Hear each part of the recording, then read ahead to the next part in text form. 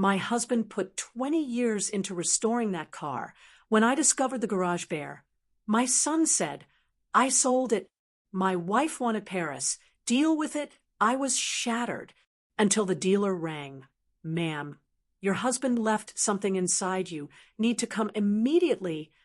Imagine walking into your garage one morning, coffee in hand, and seeing nothing, just an empty space where your late husband's beloved car, a car he'd poured his life into, used to sit. That's what happened to me. My son, my own son, had sold it for a lavish trip to Paris with his perfect wife.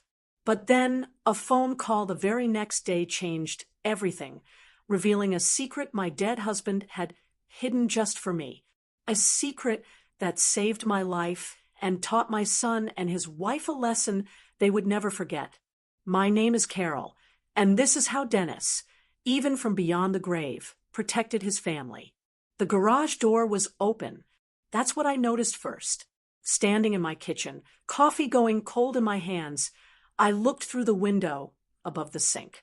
Just looked. The door was rolled up, the space inside, dark, even with the morning light trying to peek in. Dennis never left it open. Never. 43 years of marriage. And he never once left that door open overnight. But Dennis was gone. 8 months now. I set the coffee down, walked to the back door, opened it. Spring air hit me, warm for April. The kind of morning Dennis would have been out there already bent over that car with a rag in his hand. I crossed the yard. The grass needed mowing. I kept meaning to call someone. The concrete felt cold under my bare feet. I'd come outside in slippers. The oil stain in the center of the garage floor was dark and familiar. 20 years of the same car, sitting in the same spot, leaves a mark. But the spot was empty now. Just empty. I stood there, looking at nothing. The workbench along the back wall was exactly how Dennis left it. His tools hung on the pegboard, each one outlined in black marker, so he'd know where it went. His red toolbox sat closed on the bench. His work journal lay open next to it, pages filled with his small, careful handwriting. The car was gone. My chest went tight. I put my hand on the door frame and breathed.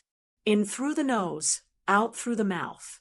43 years as a nurse, and I still use the same techniques I taught patients in the ICU. Breathe, think, act. But I couldn't think past the empty space. I walked to the workbench and picked up the journal.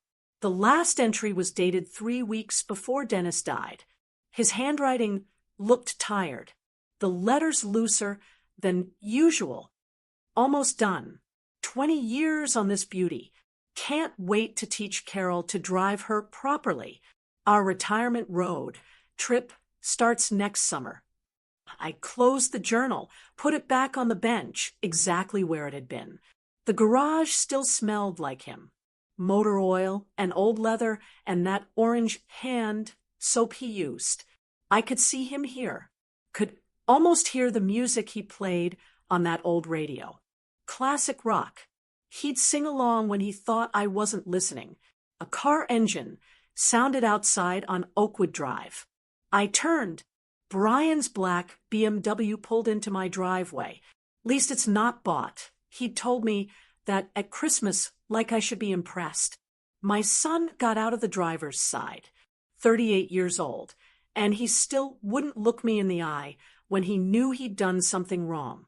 Even from across the yard, I could see it. The way his shoulders hunched, the way he shoved his hands in his pockets. The passenger door opened. Vanessa stepped out. She was perfect, like always. Hair smooth and dark. Designer sunglasses. Clothes that probably cost more than my grocery bill. She stood beside the car and looked at me standing in the garage. Even with the sunglasses, I could feel her watching. Brian walked toward me, stopped at the edge of the driveway. Mom, I waited. I need to talk to you about something. Where's the car, Brian? His jaw tightened. That's what I need to talk about. Where is it? I sold it. The words landed, but didn't make sense at first, like he'd spoken in another language, and my brain needed time to translate. You what? I sold it. Yesterday. He looked at the empty garage, then at the ground. I needed the money. Vanessa has been planning this Paris trip for months. It's important for her business connections. I couldn't let her down. The tightness in my chest spread. My hands were shaking, so I crossed my arms. That was your father's car. It was just sitting there. His voice went defensive. Harder. Dad's gone, Mom. You don't even drive it. It was. Past tense. Brian finally looked at me.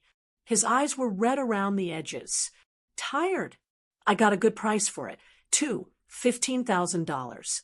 That's fair for a car that old. $15,000. For a car Dennis had spent every weekend working on. For a car he'd restored piece by piece over 20 years. For a car he'd promised would stay in the family. I wanted to yell, wanted to grab my son and shake him until he understood what he'd done. But 43 years in the ICU taught me to keep my voice steady even when everything inside was breaking. When did you take it? Yesterday afternoon. You were at the store. He still had his key. The one from when he lived here, before he moved out, before he met her. I never asked for it back. And Dennis always left the garage unlocked. Said he wanted to be able to get in there quick if he thought of something. You should have asked me. Would you have said yes? No, I wouldn't have. Vanessa walked up then. She moved like she owned the driveway, the yard, the whole street, stood next to Brian, and put her hand on his arm. Her nails were red and perfect. Carol, we're not discussing this. It's done. The car is sold. We leave for Paris tomorrow.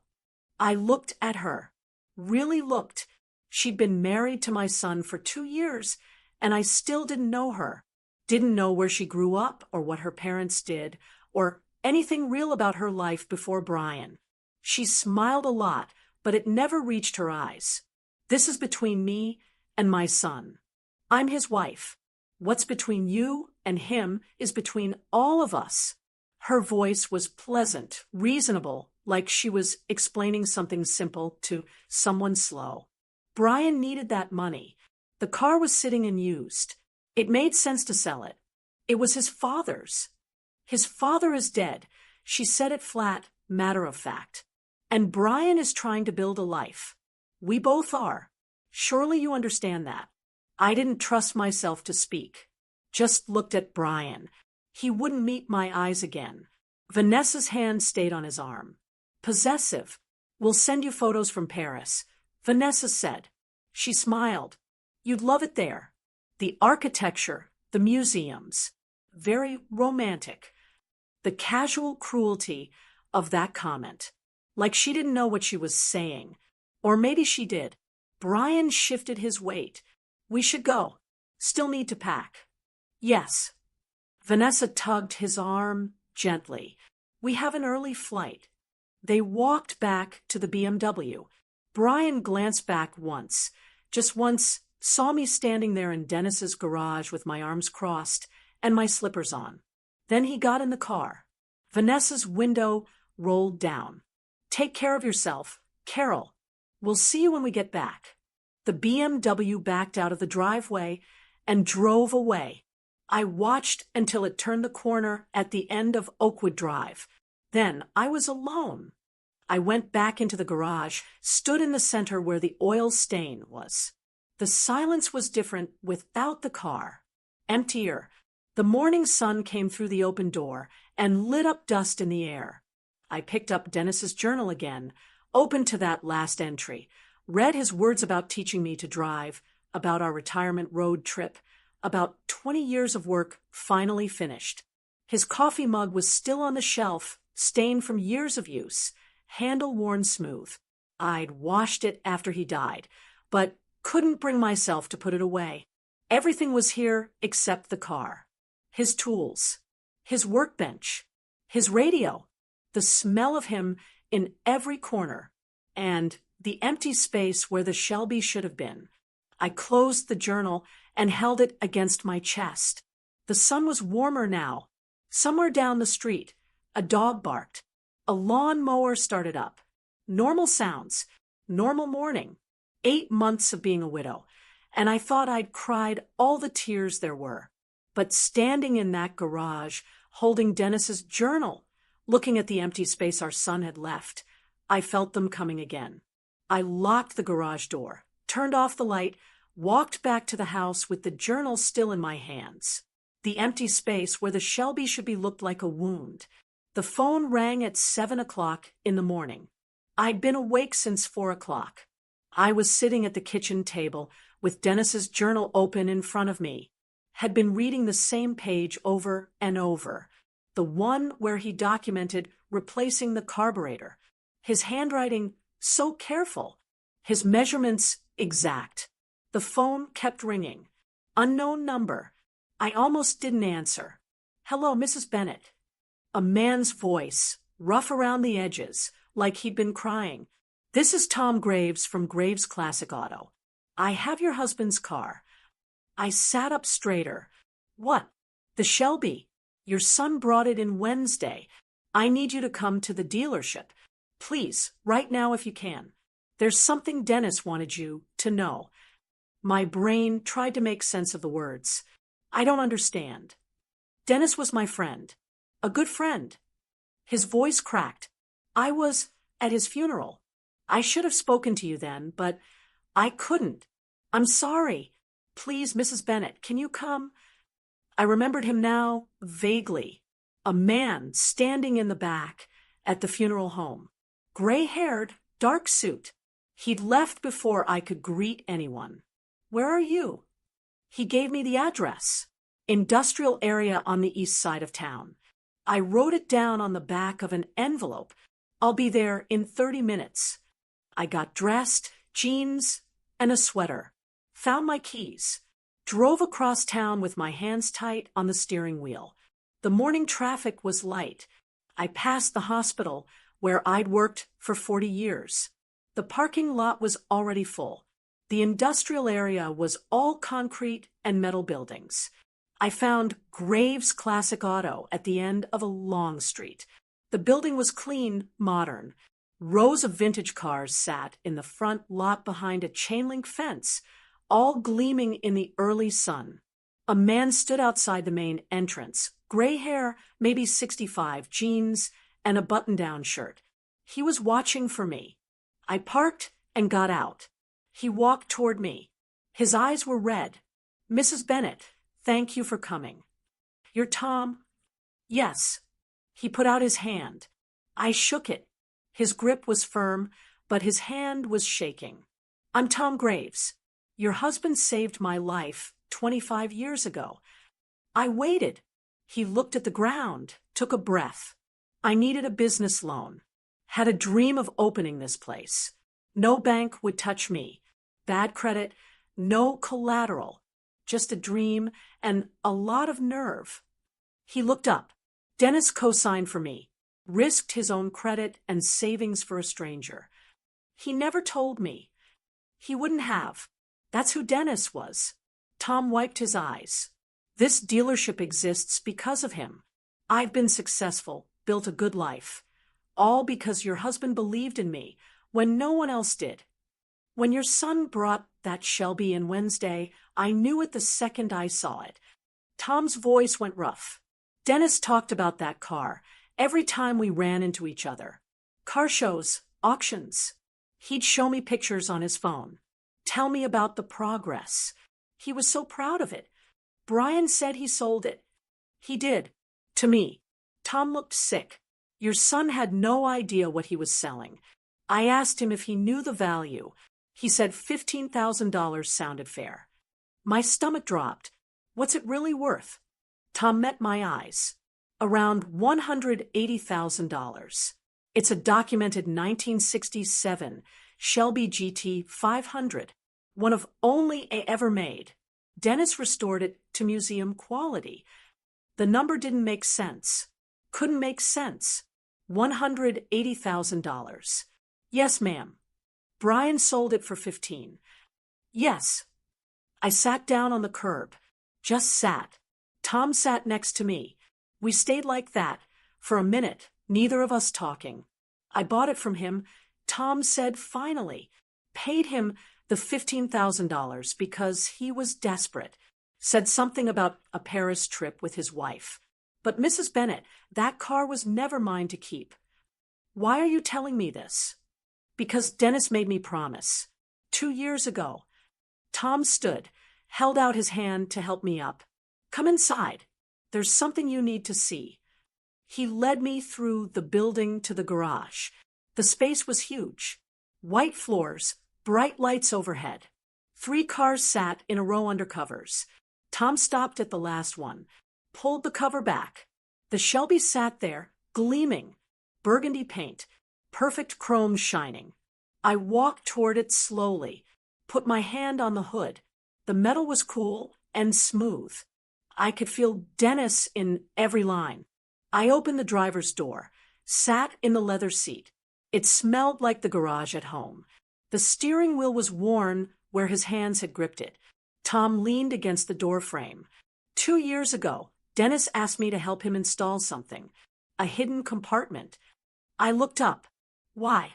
He said, if anything ever happened to him, I needed to make sure you knew about it. Made me swear. Tom gestured to the dashboard, behind the radio. I didn't look inside. He said, this was for you and only you. My heart was pounding. Tom showed me how to release the panel. Press here. Pull there. The radio face came away, and behind it was a space, dark and hidden. Tom stepped back, walked out of the garage, left me alone. I reached into the compartment. My hand touched paper. I pulled out a manila folder, thick and heavy. Under it was a sealed envelope, my name on the front in Dennis's handwriting, and at the bottom, a small wooden box with a key inside. I opened the envelope first. Dennis's handwriting filled the page. Asterisk, Carol, I knew I needed to protect you from this until I had proof. I've been investigating Vanessa for 18 months. She's not who she says she is. Her real name is Linda Marsh. She's done this before, twice that I found so far. In this folder is everything I've gathered. Photos, documents, contact information for her previous victims. Their stories are the same. She targets men with aging parents and family assets. She's going to target our house, Carol. That's her pattern. She'll convince Brian that you're declining, that you need care, that the house should be sold. Then she'll disappear with the money. I confronted her once, carefully watching her reaction. She's very good at what she does. Brian doesn't see it. He won't believe me without ironclad proof. And I don't have it yet. The key in this box is for our safe deposit box at First National. Box 447. Inside are stock certificates I bought in 1994 as a favor to a patient. Check the current value. You're taken care of financially. Tom knows to call you if anything happens to this car. He's a good man. Trust him. Protect yourself. Protect our son. He's a victim in this, too. I love you. I'm still protecting you. Dennis. Asterisk, I read it twice. My hands shaking. Dennis knew. He knew about Vanessa. Spent 18 months investigating her. Died before he could finish. I opened the manila folder. Inside were photos. Vanessa at a wedding with a different man. Older. Gray hair. Another photo. Different wedding, different man. Marriage certificates. Copies. Vanessa Cortland married Stanley Wright. Phoenix, Arizona, June 2019. Vanessa Cortland married George Murphy. Tampa, Florida, March 2021. Newspaper clippings. Local man reports elderly mother's life savings stolen by daughter-in-law. Another one. Family business sold in suspected fraud case. Pages of Dennis's handwriting. Notes about Vanessa's behavior, questions she'd asked about our house, about my health, about our assets, dates, and times. At the back, contact information, phone numbers. Stanley Wright, Phoenix. George Murphy, Tampa. Dennis's final note at the bottom. Need more concrete proof before telling Brian. He won't believe me without it. She's too skilled. If you're reading this, and I'm gone, please finish what I started. Protect our son. I closed the folder, held it against my chest. 8 months of me thinking I knew everything about our life together. 8 months of missing him and grieving him. He'd carried this alone. Tears came then, not quiet ones. Deep sobs that shook my whole body. I sat in Dennis's car, holding his investigation file, and cried for everything he'd tried to do. Tom came back after a few minutes, stood in the doorway, didn't say anything. Just waited. I wiped my face, got out of the car, looked at him. He was protecting me, even after he died. Tom nodded. That's who Dennis was. I need to call these men. Stanley and George. I need to know what happened to them. You can use my office. Take all the time you need. I looked at the Shelby, at the car Dennis spent 20 years building, at the secret compartment he'd installed with Tom, at the investigation he'd left for me to finish. She's not going to get away with this. No, Tom said. She's not. Stanley Wright answered on the third ring. His voice sounded tired, like he'd been expecting this call for years. I was in Tom's office. The door closed. Phone on speaker, so Tom could witness. My hands were shaking as I dialed. Hello, Mr. Wright. My name is Carol Bennett. I'm calling because my son is married to a woman named Vanessa Cortland. Long silence on the other end. Then a heavy sigh. I wondered when this call would come.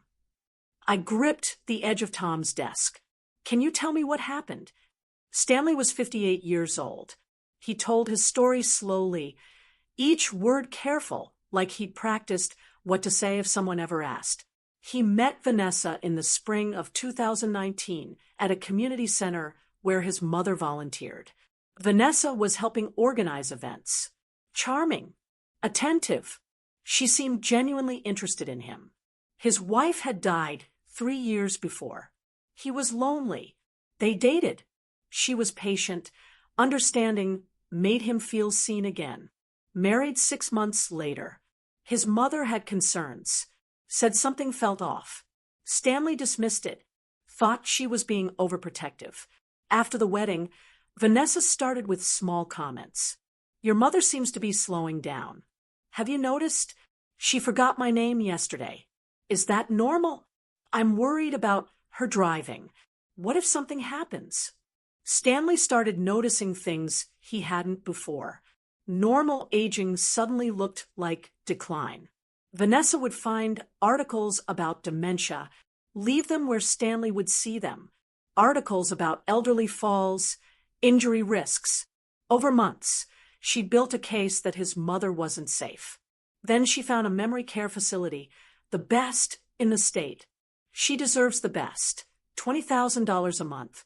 Only way to afford it was to sell his mother's house. Stanley convinced his mother it was for her safety. Sold the house she'd lived in for 42 years. $280,000. Money went into a joint account with Vanessa.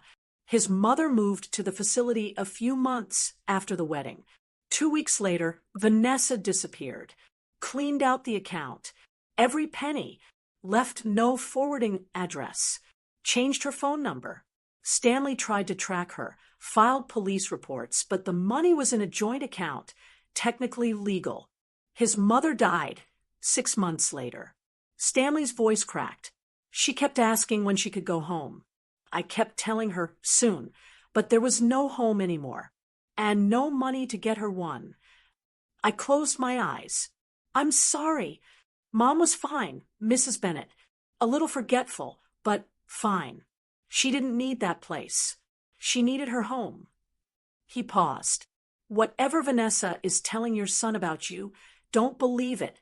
Document everything. She'll start small. Little comments about you forgetting things, being tired. Then she'll escalate. Thank you for telling me. Stop her, Stanley said. Please, don't let her do to another family what she did to mine. I hung up, sat there staring at the phone. Tom brought me water. I drank it, dialed the second number. George Murphy answered immediately. George Murphy. I introduced myself. Same opening. He sighed. Vanessa Cortland. Yeah, I'd been waiting for someone to call. George was 61. His story was different, but the pattern was the same. Met Vanessa at his father's funeral in early 2021. She was there supporting a friend. She said, found George afterward, expressed condolences. She understood grief. Said she'd lost someone too. They talked for hours. She helped him through the darkest time. Started dating a month later. His friend said it was too soon. He didn't care. Vanessa made the grief bearable. Married 8 months later. His father had owned a small auto repair shop for 40 years. George inherited it, but didn't want to run it. Too many memories. Vanessa suggested selling. It's too much stress. Sell it. We'll take the money, travel, heal together, start fresh. Made sense to George at the time. Sold the shop for $195,000. Money went into a joint account. 3 days after the check cleared, Vanessa was gone, completely vanished. George tracked her through credit card records to Costa Rica. By the time he got there, the money was gone, laundered through multiple accounts. Impossible to recover. She targets men with aging parents and family assets. George said, that's her specialty. She researches them first. Knows everything before she even introduces herself. He paused. Does your son have access to your house? Your finances? Not yet, but she's been setting the stage. Then you have time. Stop her before she gets him to sign anything. After I hung up, Tom and I sat in silence. Dennis suspected all of this. Tom said, finally. He came to me 6 months before he died. Asked me to help him. Said he had a buddy, a private investigator, Peter Coleman. They were working together. Why didn't Dennis tell me? He said he needed ironclad proof. Said Brian was so in love, he'd never believe it otherwise. Tom pulled out a business card from his desk drawer. Peter's been waiting. Call him. I took the card. Peter Coleman. Private investigations. A local number. First, I needed to go to the bank. First National was across town. I drove there with Dennis's investigation file on the passenger seat. The small wooden box with the key in my purse. The bank was busy. Friday afternoon. People cashing checks, making deposits. Normal business. I asked for access to the safe deposit boxes. The manager, a woman in her 50s, led me to the vault. Box 447. The key fit perfectly. Inside was a single envelope. I opened it. Stock certificates in a protective sleeve. Documentation. A letter from Dennis. Asterisk, Carol, I bought this stock as a favor to a patient in '94. His son was starting a tech company and needed investors. I gave him $5,000, never expecting anything. The patient died the next year, and I honestly forgot about these certificates. Found them last month while organizing files. Looked up the company and nearly fell over. This is worth more than we ever saved. This is for you. For our future. For security. If you're reading this from the safe deposit box, something happened to me. Sell these when you're ready. Live well. Travel. Stay independent. Don't let anyone convince you otherwise. You're taking care of Dennis. Asterisk, I took the certificates to the bank manager. Can you tell me what these are worth? She researched on her computer. Her eyes widened. Mrs. Bennett, TechCore Solutions went public last year. These shares are currently valued at approximately $342,000. I sat down. Just sat. The manager brought me water. Are you all right? My husband bought these. She pulled up records. Purchased May 94 for $5,000. The company remained private for 30 years, then went public. Stock price has been climbing. $342,000. Dennis left me financial security I never knew existed. I had resources now. Power. Options. I could fight Vanessa on equal footing. Saturday morning, I met Peter Coleman at a coffee shop near the hospital. Tom had called him. Set it up. Peter was 55, graying, methodical-looking, a former detective. He had folders with him. Sat across from me in the booth. Dennis was my friend. When I heard about his death, I wondered if Vanessa would make her move.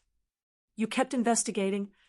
Dennis made me promise not to contact you directly unless Vanessa acted against you. He didn't want to alarm you with unproven suspicions.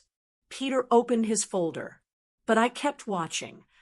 He showed me printouts, digital footprint from the last 3 months. Vanessa active on caregiver forums under a fake name. Posts asking how to convince resistant elderly people they need help.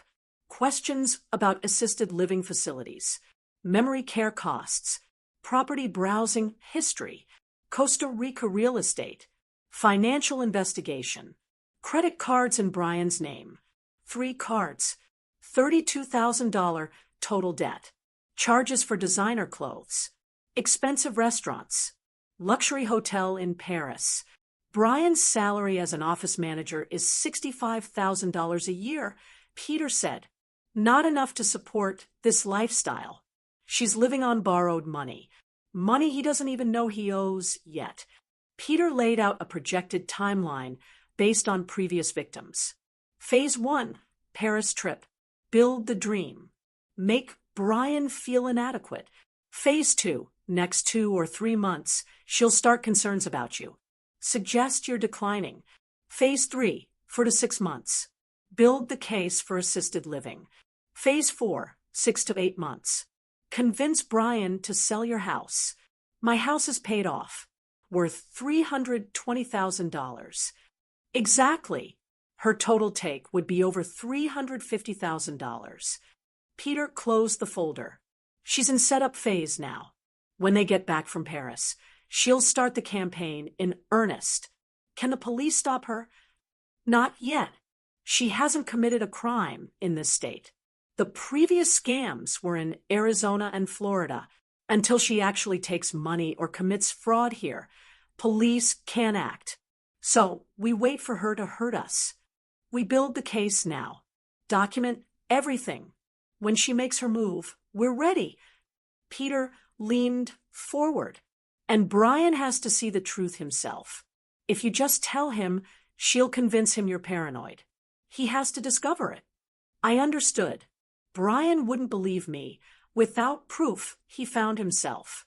That evening, I sat at my kitchen table, made a list of everything I'd noticed from Vanessa over 2 years. 2 months ago, Brian asking where I keep the house deed. 6 weeks ago, Vanessa taking photos of every room during a visit. 1 month ago, Brian asking if I'd forgotten about lunch plans we never made. 3 weeks ago, Vanessa commenting how tired I seemed. 2 weeks ago, a brochure for Sunset Hills Senior Living falling from Vanessa's purse. The pattern was there, been building for months. Vanessa was creating a narrative that I was declining, preparing Brian to believe his mother needed help. I thought about the stock certificates, about why Dennis kept them in the bank, but hid the investigation file in the car.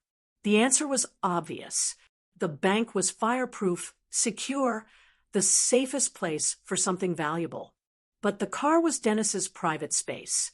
Vanessa never went in the garage, never showed interest in his tools or his work. She stayed in the house. The car was where Dennis could hide something he didn't want her to find. He thought of everything. I closed my notebook. Outside, the sun was setting. Spring evening, warm and quiet. Dennis protected me in every way possible. Left me money. Left me evidence. Left me people who would help. Now I had to protect Brian. They came back from Paris on a Tuesday, both tanned. Brian looked tired despite the vacation. Stress lines around his eyes that hadn't been there before. I'd invited them for dinner, played the part perfectly, made pot roast, Dennis's favorite, Brian's childhood favorite, too. They arrived at 6. Vanessa in clothes I'd never seen before. Silk blouse, designer jeans, expensive bag. I hugged Brian at the door. He held on a second longer than usual. Vanessa's hug was quick, performative. We sat at the kitchen table, the same table where I'd raised Brian, the same chairs Dennis refinished 20 years ago. Vanessa controlled the conversation from the first minute. Paris was beautiful. The hotel in the Marais was stunning. They had lunch near the Louvre, dinner at a restaurant I couldn't pronounce. She painted a picture of the life they deserved, the life they should have. It was wonderful, Vanessa said, but it made me realize how much we're missing out on. Brian works so hard, and we have so little to show for it. She looked at me when she said it, the meaning clear. I kept my face neutral, past the potatoes. Brian jumped in. Mom, you should think about traveling too. Seeing things. Maybe someday. Vanessa leaned forward. Carol, this house is really too big for one person. Have you thought about downsizing? Maybe something more manageable. There it was. The first direct move. I'm managing fine. This is my home. Of course. Vanessa's smile was pleasant, reasonable. We just care about your safety. The stairs, the yard work. It's a lot for someone your age. Brian nodded along. We worry about you here alone, Mom. I noticed he said we, not I. Vanessa's words coming out of his mouth. I appreciate the concern, but I'm fine. Vanessa let it drop, but I saw the calculation in her eyes. Seats planted. She'd push harder next time. After dinner, we moved to the living room. Coffee and the apple pie I'd made. Vanessa excused herself. Bathroom. Down the hall. She was gone 10 minutes. I waited 5, then excused myself. Found her upstairs near Dennis's old office. The bathroom door was open and empty behind her. She jumped when she saw me. Oh, I got turned around. This house has so many rooms. The bathroom is downstairs where it's always been. She laughed, touched my arm. Of course, silly me. Too much wine with dinner. I led her back downstairs, said nothing more. They left an hour later. Vanessa all smiles. Take care of yourself, Carol. We'll visit again soon. Brian hugged me goodbye. Love you, Mom. I watched them drive away, then went straight to my notebook. Wrote down every detail while it was fresh. Wednesday morning, I called Brian. I need to talk to you about something. Can you come by? Just you. What's it about? Your father. Something I found in his things. Silence on the other end. Vanessa and I don't keep secrets, Mom. This is between you and me. Please, Brian. Long pause. Okay, this afternoon. I have to tell Vanessa where I'm going. That's fine. He arrived at 3, alone like he'd promised, but he looked nervous getting out of the car. I had coffee ready, Dennis's investigation file on the kitchen table. Brian saw it, and his shoulders went tight. Mom, if this is about the car again, sit down, please. He sat, arms crossed, defensive before I'd even started. I took a breath, used my ICU nurse voice, calm, authoritative, factual. Before I show you anything, I need you to listen. Really listen. Can you do that? This feels like an ambush. It's protection. I showed him Dennis's letter first, put it in his hands. Brian read it, color draining from his face. Dad was investigating Vanessa for 18 months before he died. His reaction was instant. Anger, denial. Dad never liked her. He was paranoid about everything. This is ridiculous. I stayed calm. Look at the evidence. Spread the photos on the table. Vanessa at 2 different weddings with 2 different men. The marriage certificates. Vanessa Cortland married Stanley Wright. Vanessa Cortland married George Murphy. Brian stared at them. This could be anyone. Someone with the same name. Call them. Ask them about their wives. I handed him the paper. Phone numbers written in Dennis's careful handwriting. Stanley Wright, Phoenix. George Murphy, Tampa. You want me to call random strangers? They're not random. They were married to your wife before you. Brian started pacing. This is insane. Vanessa wouldn't. She loves me. Then prove me wrong. Call them. Prove your father wrong. He grabbed the paper, crumpled it in his fist. I'm not doing this. Headed for the door. Brian, please. He turned. Why are you doing this? Can't you just let me be happy? My voice broke. Because your father died trying to protect you, and I'm not going to let his last months be for nothing. Brian slammed the door behind him. I watched him drive away. Didn't know if he'd call those numbers or go straight to Vanessa. Either way, the choice was his now. The waiting was the worst part.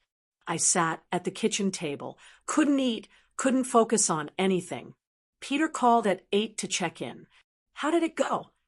He was angry. I don't know what he'll do. Give him time. The truth has to sink in. But time felt like it was running out. At midnight, the phone rang. Brian's name on the screen. Brian. His voice was wrecked. Raw. I called them. Mom, I called them both. He was crying. What did they say? Everything. Stanley's mother. George's father's shop. It's the same. Exactly the same story. My heart broke for him. I'm so sorry. I went home after I left your house. I was so angry. His voice shook, but I kept thinking about Dad, about those marriage certificates. So I decided to test her. Just ask simple questions. What happened? I asked where she grew up, what her maiden name was. Tell me about your family. He took a shaky breath. Her answers were different, not just a little different, completely different from things she told me before. Different town, different college, different everything. What did you do? I pushed, asked about the credit cards Peter found. The ones in my name I didn't know about. Brian's voice went flat. Her whole face changed. Mom, like a mask came off. She said they were business investments. I wouldn't understand. So I asked what business. Asked her to show me. She said she didn't have to prove anything to me, that I should trust my wife. I kept pushing. Said I wanted to see the statements. They're in my name. His voice broke. She packed a bag right then. No more pretending. Said I was weak. Said I was just like what Dad said. Just like all of them. He choked back a sob. She walked out. Just got in her car and left. I've been calling her phone. She won't answer. Stay there. I'm calling Peter Coleman. I hung up and dialed Peter immediately. He answered on the first ring. I'm already tracking her through the credit cards. She checked into the airport Marriott an hour ago. She's leaving. Made multiple cash withdrawals over the last 2 hours. Got about $12,000 total. And she just booked a flight. He paused. Mexico City. 6 a.m. departure. One way. My stomach dropped. She's running. Yes, but I found something else. Vanessa Cortland is a stolen identity. Real Vanessa Cortland died in a car accident in 2018. This woman's real name is Linda Marsh. She's wanted for fraud in 2 other states under different names. Can the police stop her? I've been in contact with detectives in Arizona and Florida. They'll issue a warrant. If we move now, we can get her at the airport before she boards. What do you need? Brian's cooperation. His statement about the credit card fraud. Can he do that? Yes, I said. I'll make sure of it. At 3 o'clock in the morning, we met at my house. Peter, Brian, And me. Brian looked destroyed. Red eyes. Hadn't slept. He sat at the kitchen table while Peter laid out the situation. Vanessa is leaving on a 6 a.m. flight. Police are ready to arrest her on outstanding warrants, but we need your statement about the forged credit cards. This means it gets public. Peter said, "You'll have to testify. Are you ready for that?" Brian looked at me. "What would Dad do?" "Your father spent his last months building a case against her. He died before he could finish it. He'd want you to stop her, not for revenge, so she doesn't do this to someone else." Brian was quiet for a long moment. Then he nodded. "Call the police. Let's go to the airport." We got in Peter's car, drove through empty streets. 4 a.m, and the city was dark except for streetlights. Brian sat in the back seat, staring at nothing. I reached back, took his hand. He held on tight. The airport was just waking up when we arrived. Coffee shops opening. Fluorescent lights harsh overhead. Business travelers pulling luggage. Looking tired. We stood behind a column near security. Peter positioned us where we could see, but stay back. Police were already there. 2 detectives in plain clothes near the checkpoint. Brian hadn't spoken since we got in the car. Just stared ahead. I stayed close to him. 5:30, the security line started filling. Then Vanessa appeared. 2 large suitcases, designer coat, sunglasses despite the early hour. Hair perfect. She looked like someone going on vacation. Calm, confident. Phone in one hand, boarding pass in the other. She got in the security line, pulled her luggage forward. The detectives moved.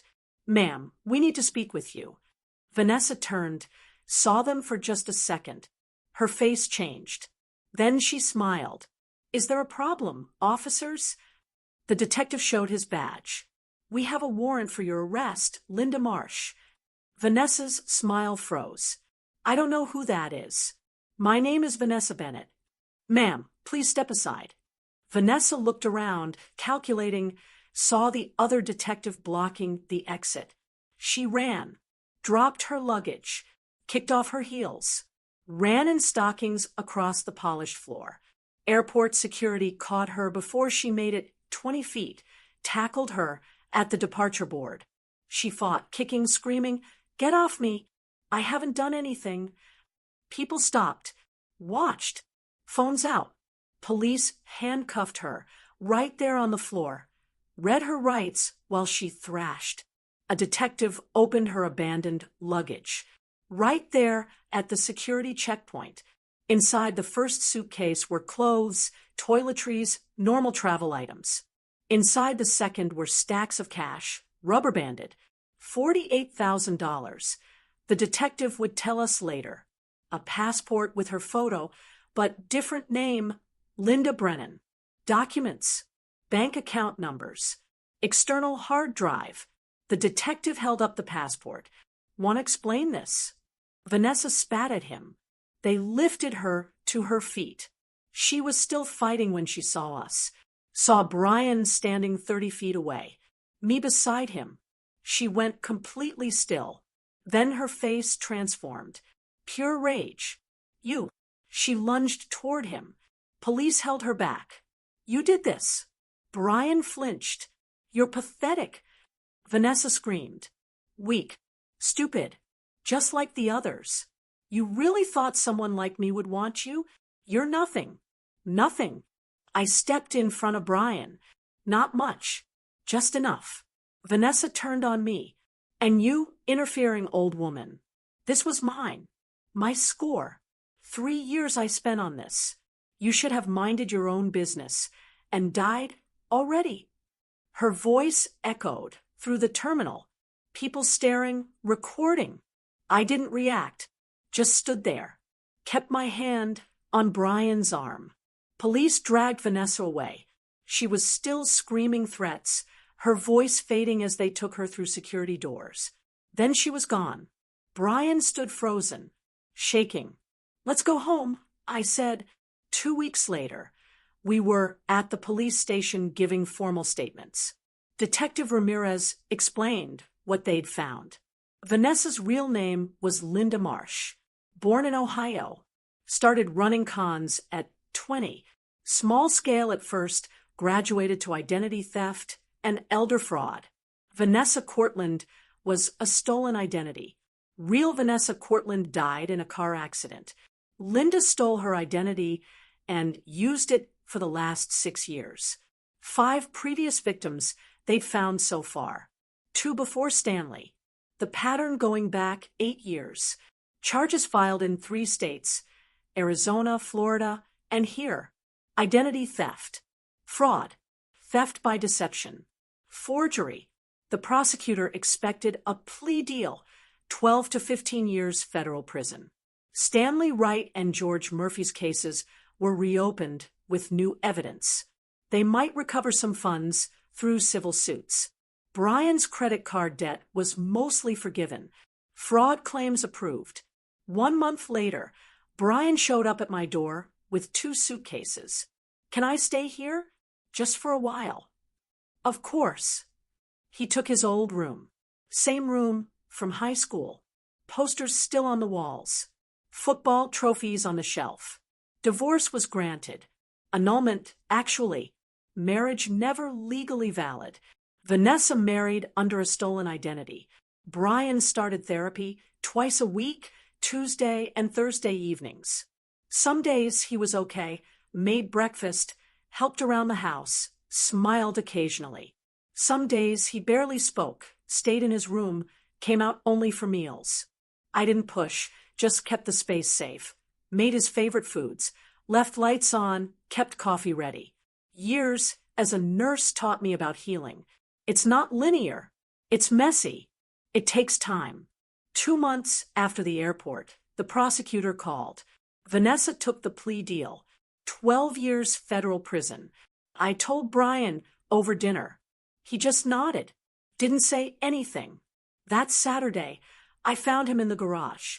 He was sitting on Dennis's old work stool, holding the work journal, tears running down his face. I stood in the doorway, waited. I found this on the workbench. His voice was thick. Started reading. He opened to a page from years ago. Dennis's handwriting filled it. Taught Brian to change the oil today. He's 12, old enough to learn. His hands are still small, but careful. He listened to every word. So proud of him. Brian's hands shook, holding the page. Another entry from later. Brian came by to help with the engine rebuild. We worked all afternoon. Barely talked. Didn't need to. These are the days I'll remember. I barely remember this, Brian said, working on the car with him. I was so young. I sat on the workbench beside him. He loved those days. Talked about them all the time. I sold his car. Brian's voice broke. The car he spent 20 years on for $15,000 for a trip to impress a woman who was planning to destroy our family. You didn't know. I should have known. Dad tried to warn me. Those last few months, he kept asking about Vanessa, about our plans, about money. I thought he was being controlling. He wiped his eyes. Last conversation I had with him. We argued about her. I told him to back off, to let me live my life. He died a week later. I never apologized. My throat was tight. He knew you loved him. Brian shook his head. How could he? I chose her over him, over you, over everything he taught me. I pulled out the letter Dennis had left in the car, the one about needing proof before telling Brian. I'd been carrying it with me, waiting for the right moment. Read this. Brian took it. Read Dennis's words about not wanting to break his heart without ironclad proof, about loving him, about Brian being a victim, too. He understood. I said, he knew Vanessa was good at what she did. He didn't blame you. Brian broke down completely, deep sobs that shook his whole body. I held him. All those years being a mother, holding my son through every pain, This one cut the deepest. We sat in the garage for a long time, surrounded by Dennis's tools, his workbench, his radio, the smell of motor oil, and old leather. Eventually, Brian's tears stopped. He wiped his face with his sleeve. I wish the car was still here. His voice was raw. I'd learn everything about it, the way Dad wanted me to. I didn't say anything, just squeezed his shoulder. He closed the journal carefully, put it back on the workbench, exactly where Dennis had left it. We walked back to the house. Evening coming on, spring turning to summer. The air warm and thick. Inside, I made dinner. Brian set the table without being asked. The house felt different, not empty anymore. Not quite whole yet either, but healing. Slowly, I paid off Brian's remaining debt the week after Vanessa was sentenced. $5,000. What the fraud claims didn't cover. Wrote the check and didn't mention it again. The stock certificates from Dennis gave me choices I never expected. $342,000. More money than we'd saved in our entire marriage. I thought about what to do with it. Stanley Wright, his mother dying heartbroken in a memory care facility she never needed. George Murphy, his father's shop sold. 40 years of work gone. I sent them each a check for $10,000. Attached a note for your mother's memory from someone who understands, Carol Bennett, for Stanley. Similar words for George. For myself, I decided to stay in the house. Maybe travel a little. Small trips. Nothing fancy. Stay independent like Dennis wanted. 2 months after the airport, on a Saturday morning, I heard an engine rumble outside. Deep, powerful, familiar.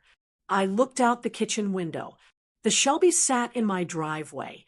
Burgundy paint gleaming in the sun. Tom Graves behind the wheel. My chest went tight. Brian was upstairs. I heard his door open. His footsteps on the stairs. He'd heard it too. We both walked outside, stood on the front porch. Tom got out of the car, smiled when he saw our faces, bringing her home, where she belongs. Brian stared at the car, couldn't move, couldn't speak. Tom walked toward us, held out the keys to me. This was never mine, Mrs. Bennett. Dennis built it for you. I tried to find words. Tom, you paid Brian $15,000. I know. Tom shook his head. But this car is worth more than money. Dennis would want you to have it. Want Brian to learn it. That's what matters. Brian's voice came out rough. I sold it. I threw it away. Tom looked at him. You were a victim, too. Your dad knew that. That's why he built the case to protect you. Tom handed me the keys. Dennis told me once that this car was never really his.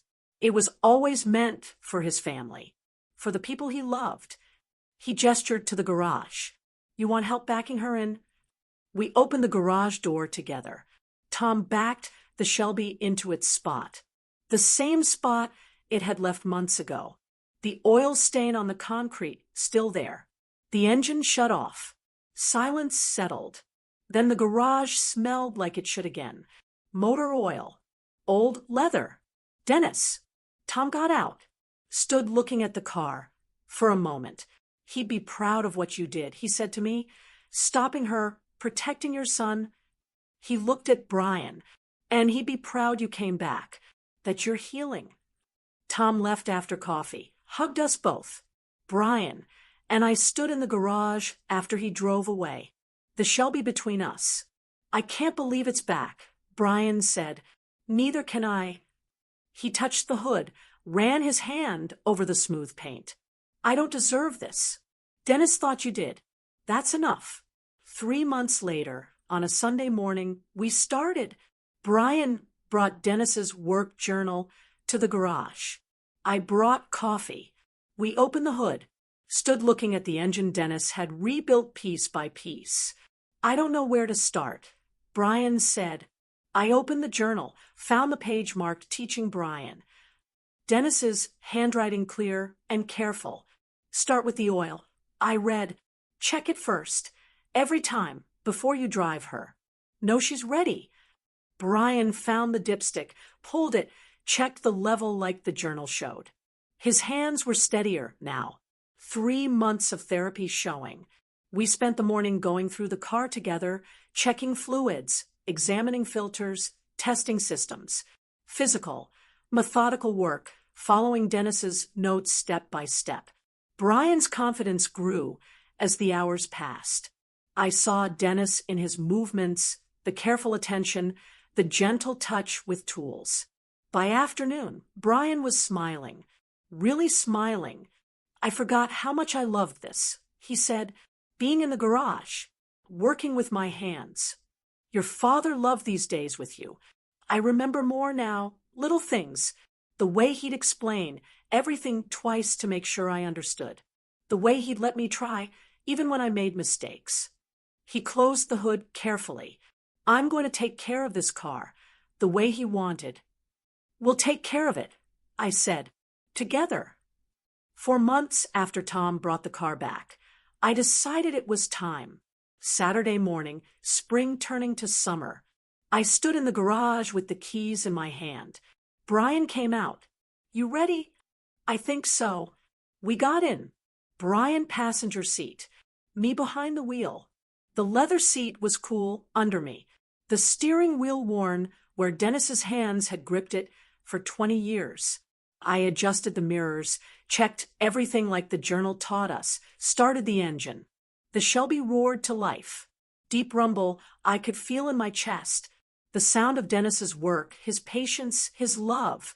I backed out of the garage, carefully. Brian's hand on the door handle, nervous but trusting. Drove down Oakwood Drive. Windows down, warm air coming through, the engine purring smooth and powerful. Brian laughed. Dad would lose his mind right now. In the best way. He taught me to drive when I was 17, on a stick shift, forward. I stalled it 6 times. He never got frustrated. This is easier. We drove with no destination. Through town, past the hospital where I'd worked, past the high school where Brian played football. Just driving. The Shelby responded perfectly. 20 years of restoration paying off in every turn, every shift, every mile. After an hour, I headed home, pulled into the driveway, backed the car into the garage. Perfect fit, like it never left. I turned off the engine, sat in the quiet. Dad would be so proud of you. Brian said. Of us, I corrected. That evening, I made dinner. Brian came down and helped with the vegetables, chopping them the way Dennis used to. The house was quiet, but not empty. The garage full again. Dennis's tools on their pegboard. His journal on the workbench. The Shelby in its place. I looked out the window at the garage. Thought about Dennis's letter. I am still protecting you. He was. The investigation he built. The stocks he'd left. Tom keeping his promise. Dennis loved me enough to prepare for everything. I wasn't alone. Never was, never would be. It's crazy how one moment, one empty garage, can completely flip your world upside down. Isn't it? If you've ever had a loved one leave you a hidden message or a surprise that helped you through a tough time, I'd really love to hear about it. Or tell me, what would you have done in my place when you found out what Vanessa was really up to? Let me know in the comments below.